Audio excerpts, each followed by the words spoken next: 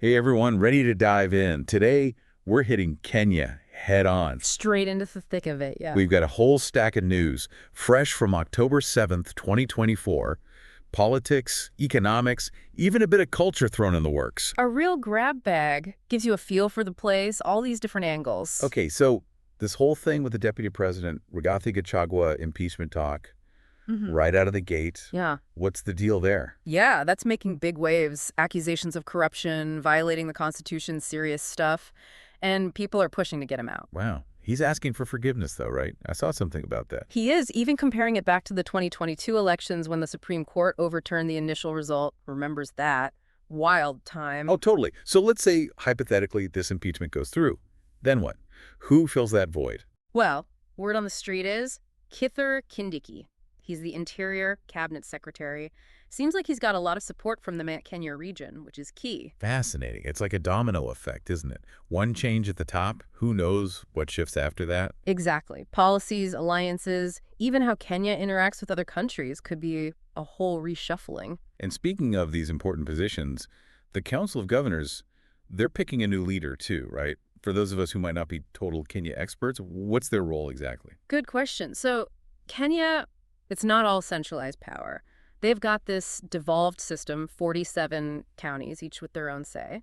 And the Council of Governors, they're like the voice for all those local governments. Ah, so they're the ones who'd handle this new health insurance scheme everyone's talking about, the SH. That's right. Big task on their plate. Lots of back and forth about this SHF, the funding, who can access it, if it's actually going to be affordable. Huge deal for healthcare there. Big shoes to fill. And it's not just healthcare they're dealing with, is it? There were those Adani deals causing a stir. Oh, right, yeah. So Adani Group, they're this massive Indian company doing a ton of investing in Kenya infrastructure, mostly. Right, I vaguely remember that. So what's the issue? Why is everyone up in arms? Well, folks are saying it's not all sunshine and roses, you know? Transparency concerns, worries about the environmental impact, and whether Kenyans are actually benefiting. Even Martha Karua, she was Raila Odinga's running mate last election. She's been pretty vocal about it. Interesting. It's that age-old dilemma development versus the potential downsides. Tough call. No easy answers. And speaking of Martha Karua, she hasn't held back on criticizing the government in general, has she? She's definitely not one to mince words. No way. She's saying this whole impeachment thing, it's a distraction tactic, trying to pull focus away from the Adani deals, the SIF rollout, all that. Ah, keep everyone looking left while you do your thing on the right. Classic. Right.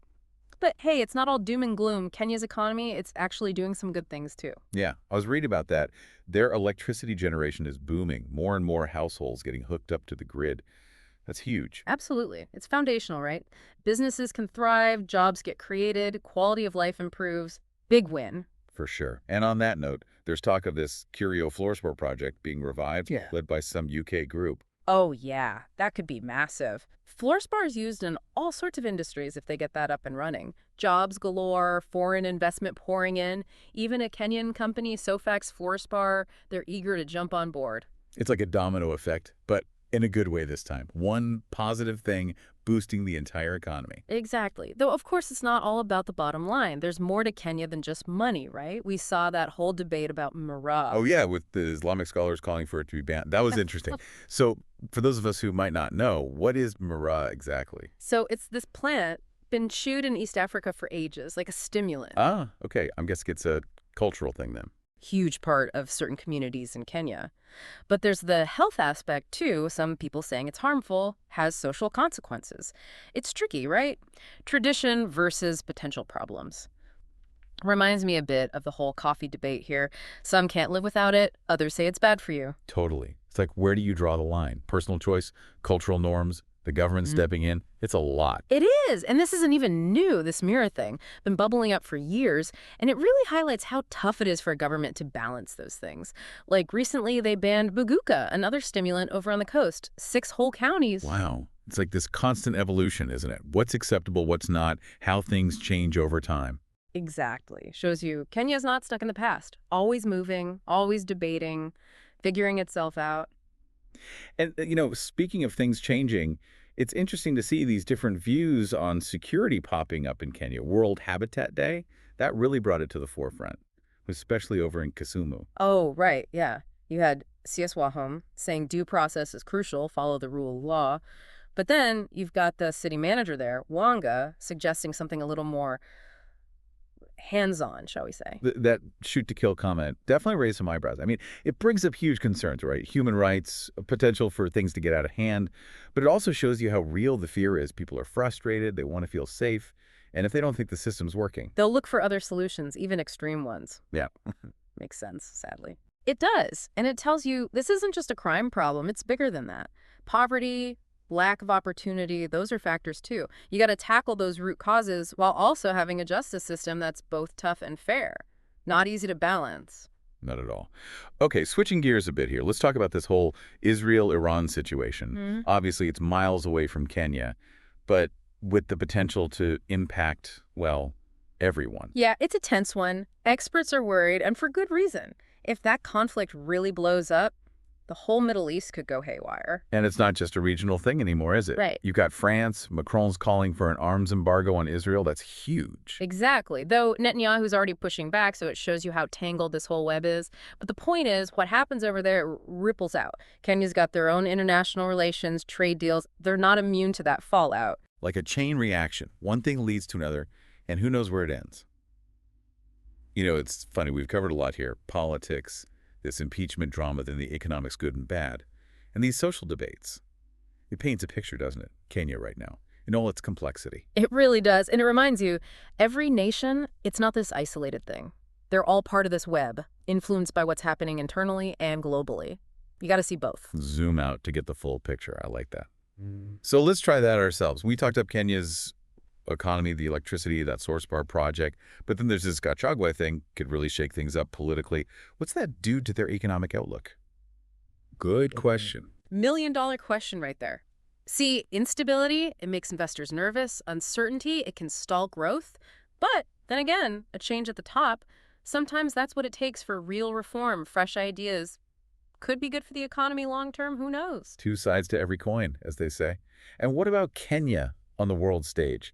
Does all this internal drama affect how they deal with other countries? Exactly. If the power shifts, does Kenya get stronger or weaker internationally? Do alliances change? Those are the questions their diplomats, their leaders, they're going to be wrestling with for a while. Makes you think what happens in Kenya doesn't stay in Kenya. It has ripple effects for Africa, for the world. No doubt. From trade to diplomacy, even global security, it's all connected. And we can't forget about those cultural debates we were digging into earlier. The Mira thing, the security discussions. Do you see a link there back to the politics, the economics, all of it? Oh, absolutely. Those social issues, they're often like symptoms, pointing to deeper tensions, inequalities within a society. Like Mira, it's not really about the plant, is it? It's cultural identity. It's about people's livelihoods and the government's role. Those themes, they're way bigger than just Mira. It's like they always say, everything's connected. It really is. So we've gone deep on Kenya today, and it feels like they're at this crossroads. You see the potential, the economy's moving, there's talk of positive change, but also these big hurdles, poverty, inequality, the corruption issue. Makes you wonder, what's next for them? That's the question, right? Can they grab hold of that economic potential, but also deal with these other things holding them back? Can they find a way forward politically, balance all those competing interests, and create a future that's better for everyone in Kenya, not just a select few? Time will tell, I guess. But what's happening in Now W, the choices their leaders make, what the people do, those conversations they're having, that's what'll shape their future. It's not predetermined. It's being written as we speak. Yeah. And hey, we've dug into a lot, but it's just a snapshot, right?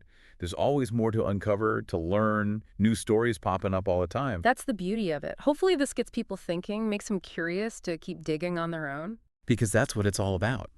Not just us giving information, but sparking that desire to understand the world a little better.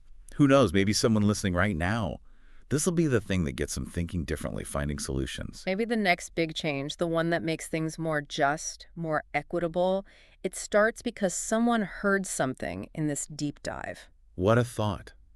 From Kenya to the globe, that's the power of knowledge, of being curious. So until next time, everyone, keep exploring, keep asking those questions. And keep diving deep.